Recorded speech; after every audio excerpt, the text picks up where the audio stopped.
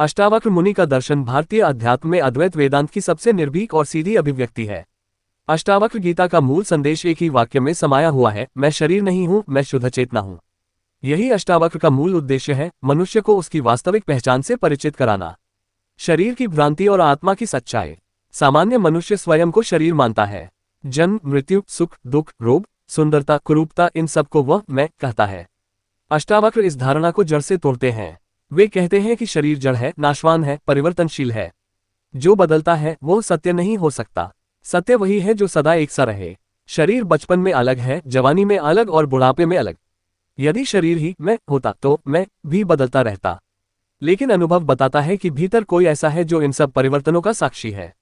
वही साक्षी आत्मा है। मैं कौन हूँ? अष्टावक्र पूछते हैं। तू कौन है? नाम नहीं, वो बदला जा सकता है। शरीर नहीं, वह नश्वर है। मन नहीं, वो विचारों का समूह है। बुद्धि नहीं, वह निर्णय करने वाली एक क्रिया है। तो फिर मैं क्या हूँ?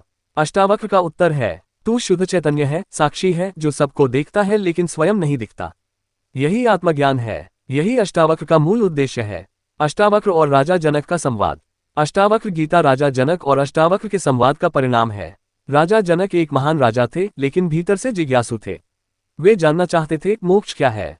अष्टावक्र ने कोई तपस्या, योग, जप या कर्मकांड नहीं बताया।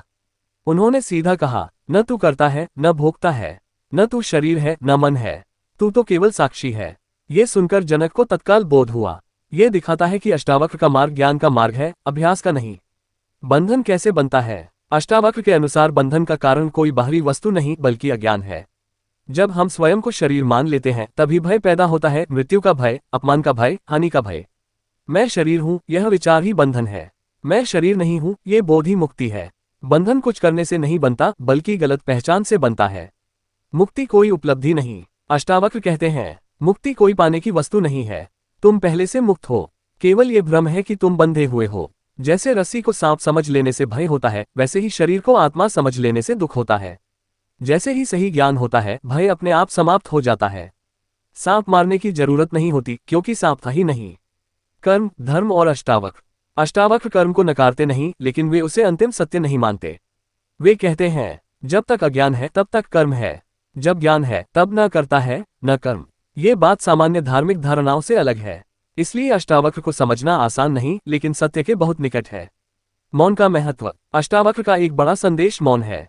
जब मन शांत होता है तब सत्य स्वयं प्रकट होता है। विचारों की भीड़ में आत्मा नहीं दिखती। इसीलिए अष्टावक्र गीता में बहुत कम उपदेश हैं, लेकिन हर वाक्य सीधा हृदय पर प्रहार करता है। आज के जीवन में अष्टावक्र का महत्व। आज का मनुष्य तनाव, भय और असुरक्षा से घिरा हुआ है। कारण एक ही है, गलत पहचान। यदि कोई व्यक्ति सच में समझ ले कि मैं शरीर नहीं हूं, तो अपमान उसे छू नहीं सकता, हानि उसे तोड़ नहीं सकती और मृत्यु उसे डरा नहीं सकती। अष्टावक्र हमें बाहरी दुनिया बदलने को नहीं कहते, वे भीतर दृष्टि बदलने को कहते हैं। निष्कर्ष, अष्टावक्र का मूल उद्देश्य। अष्टावक्र का मूल उद्देश्य है मनुष्य को उसके स्वरूप से परिचित कराना, शरीर और आत्मा के भ्रम को तोड़ना, कर्मकांड से ऊपर उठाकर सीधे सत्य से मिलाना, ये दिखाना कि मुक्ति अभी और यही है। उनका संदेश बहुत सरल है लेकिन क्रांतिकारी है। तू वह नहीं है जो दिखाई देता है, तू वह है जो देखने वाला है। जब ये समझ जीवन में उतर जाती है तब अष्टावक्र का उद्देश्य पूर्ण हो जाता है।